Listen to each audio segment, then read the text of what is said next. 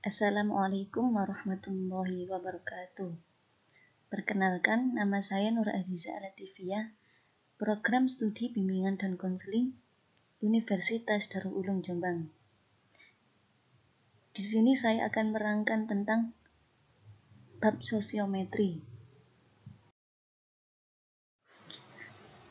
Pengertian: sosiometri adalah alat untuk menilai struktur sosial dari suatu kelompok individu dengan dasar penelaahan terhadap relasi dan status sosial dari masing-masing anggota kelompok yang bersangkutan. Sosiometri merupakan suatu metode untuk memperoleh data tentang hubungan sosial dalam suatu kelompok yang berukuran kecil sampai sedang atau 10-50 orang berdasarkan preferensi pribadi antara anggota-anggota kelompok.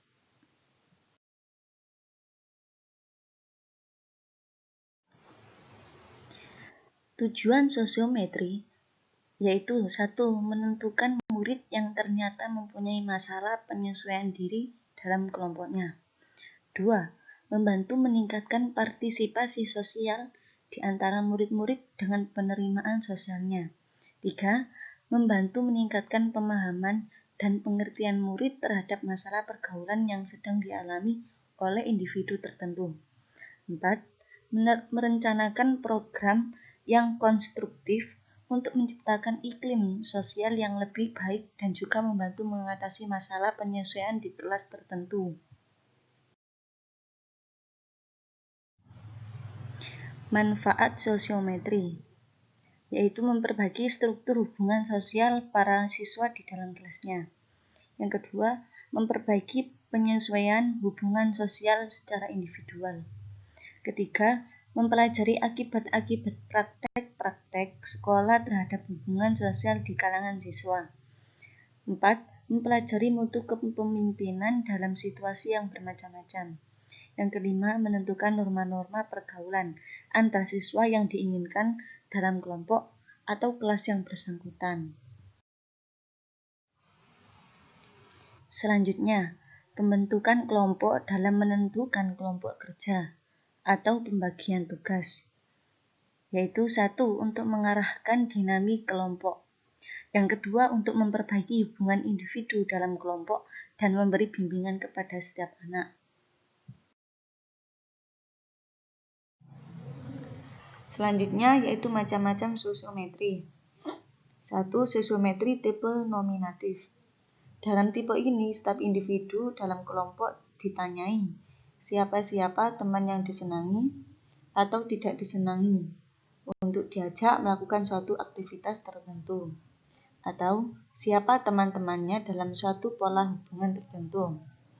Pilihan itu harus ditulis secara berurutan dari pilihan pertama atau paling disenangi sampai pilihan kedua dan seterusnya.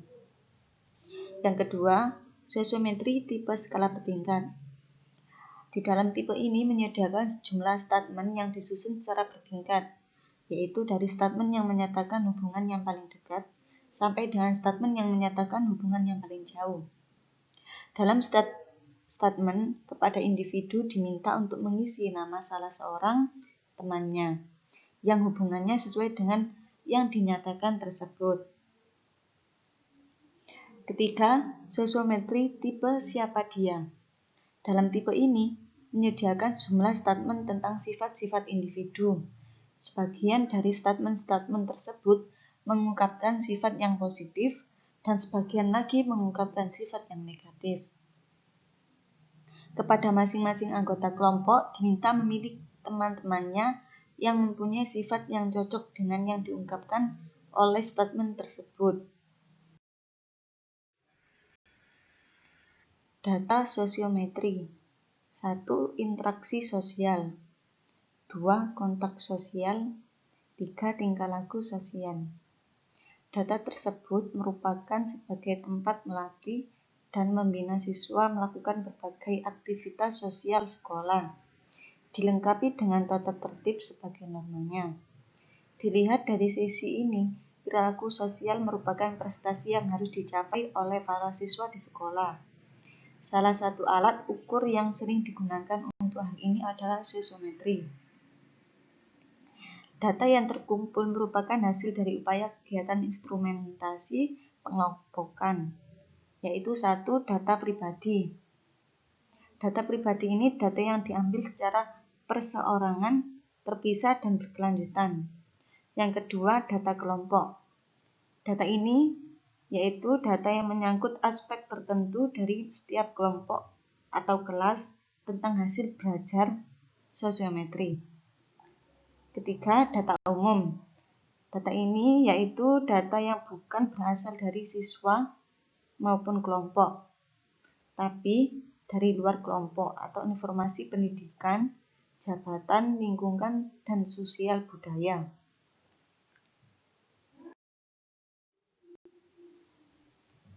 Yang terakhir yaitu langkah-langkah sosiometri. 1. Tahap persiapan. Yang kedua, tahap pelaksanaan. Dan yang ketiga, tahap pengolahan. Adapun tahap persiapan yaitu menentukan kelompok siswa yang akan diselidiki. Yang kedua, memberikan informasi atau keterangan tentang tujuan penyelenggara sosiometri. Yang ketiga, mempersiapkan angket sosiometri. Tahap pelaksanaan yaitu membagikan dan mengisi angket sosiometri. Yang kedua, mengumpulkan kembali dan memeriksa apakah angket sudah diisi dengan benar. Tahap pengolahan yaitu memeriksa hasil angket. Yang kedua, mengolah data sosiometri dengan cara menganalisa indeks, menyusun tabel tabulasi, dan membuat sosigram. Adapun langkah yang ditempuh guru dalam sosiometri ada 2, yaitu langkah pemilihan teman dan langkah pembuatan gambar atau sosiogram. Adapun langkah pemilihan teman yaitu guru menyuruh semua murid untuk memilih teman-temannya yang disenangi secara berurutan sebanyak 1 atau 2 anak. Dalam memilih anak, perlu disebutkan alasan mengapa harus memilih teman itu. Yaitu kedua, langkah pembuatan gambar atau sosiogram. Dari data yang telah kita buat dalam metrik sosiometri, dapat pula kita buat sebuah peta atau sosiogram. Dalam pembuatan sosiogram, usahakan anak yang paling banyak dipilih diletakkan di tengah-tengah, agar dapat mudah diketahui siapa yang paling banyak dipilih. Dengan melihat hasil sosiometri, kita dapat mengetahui bagaimana kedudukan dan relasi sosial dari masing-masing anak dalam kelompok, sehingga hasil dan sosiogram ini dapat dibuat pertimbangan untuk menilai sikap sosial anak dan kepribadiannya dalam kelompok.